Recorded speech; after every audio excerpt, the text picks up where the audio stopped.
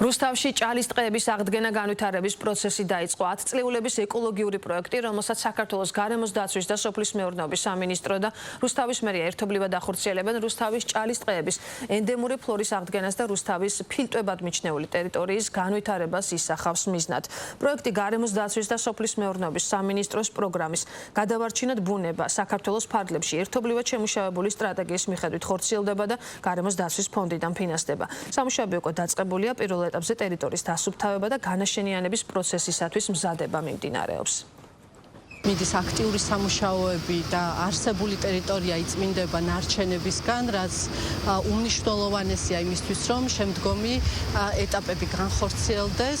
ეს არის ისტორიული პროექტი ჩვენი ქალაქისთვის და ჩვენ გვინდა, რომ გაგრძელდეს ჭალის ტყის ისტორია ჩვენი ქალაქის ეკოლოგიის გაუმჯობესებისთვის. რუსთავის ჭალის ტყის განვითარების სტრატეგიისა და სამოქმედო გეგმის მიხედვით ჭალის ტყის ტერიტორიაზე უკვე დაიწყო ნარჩენებისგან გაწმენდითი სამუშაოები, ხოლო შემდგომ ეტაპზე უკვე აქტიურად დაიწყება ჭალის ტყის აღდგენა განაშენიანების პროცესი.